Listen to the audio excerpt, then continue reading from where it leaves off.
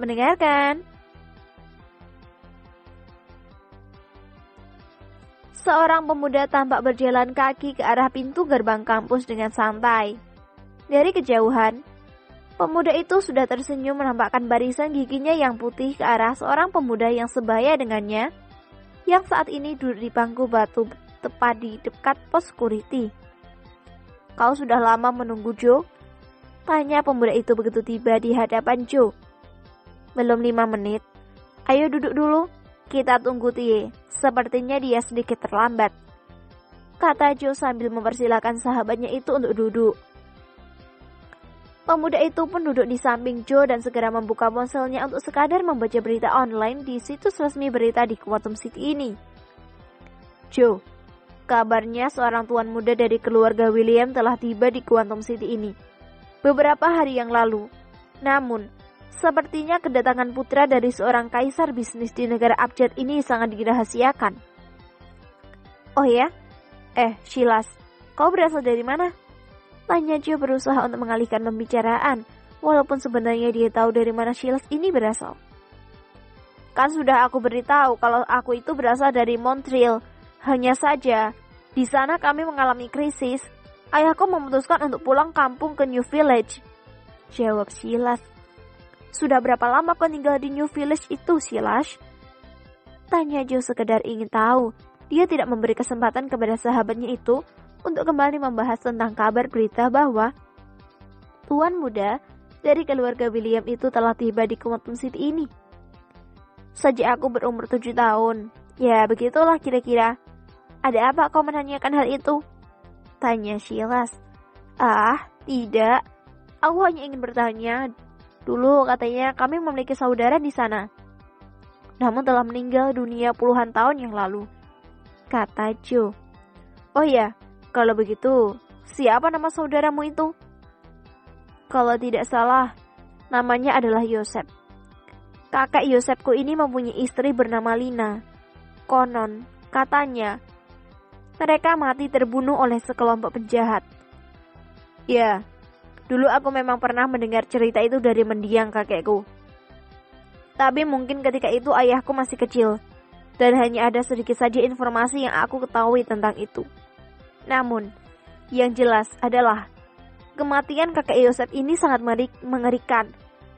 Masih menurut kakekku, kakek Yosef itu mati digantung bersama dengan istrinya dengan tubuh penuh luka," kata Silas. Tanpa sadar tangan Joe meremas pinggiran bangku yang terbuat dari semen cor-coran itu hingga kompal dan mengalami kerusakan. Kini dia dapat membayangkan betapa perihnya kehidupan ayahnya dulu ketika masih kecil. Dia mengira bahwa kehidupannya buruk karena diasingkan di pinggir hutan bersama dengan kakek Malik.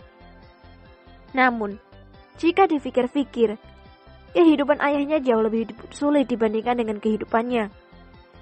Walaupun tinggal di pinggir hutan, namun dia tidak diburu seperti hewan buruan.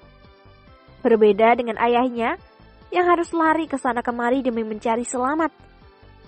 "Kau kenapa, Joe?" tanya Silas. Tidak apa-apa.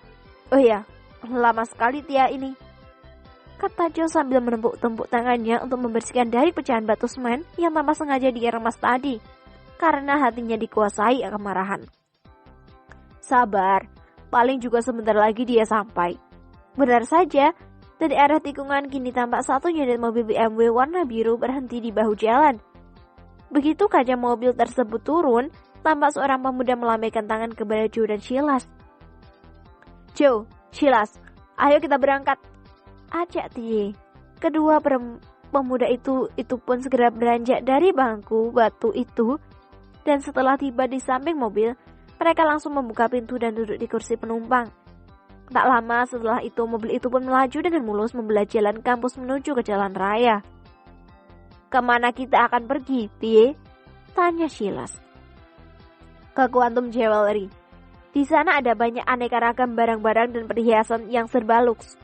Aku ingin memberikan sesuatu yang istimewa kepada sahabat sejak kecilku itu," jawab Tie sambil fokus mengemudi. "Ini mobilmu, Tie?" tanya Silas lagi. "Mobil ayahku. Aku belum diizinkan menggunakan mobil sendiri. Ini saja aku terpaksa melarikan diri mobil ini. Makanya aku terlambat. Kata Tie sambil tertawa. Mereka lalu tertawa bertiga mendengar jawaban dari sahabat mereka itu. Memangnya ayahmu usaha apa, Tie? Tanya Joe. Ayahku saat ini sedang menjalankan usaha mebel. Wah, lumayan itu, kata Joe sambil berjejak kagum. Lumayan lah. Tapi akhir-akhir ini usaha ayahku sedikit terganggu dengan adanya perusahaan yang sama yang didirikan oleh keluarga Clifford.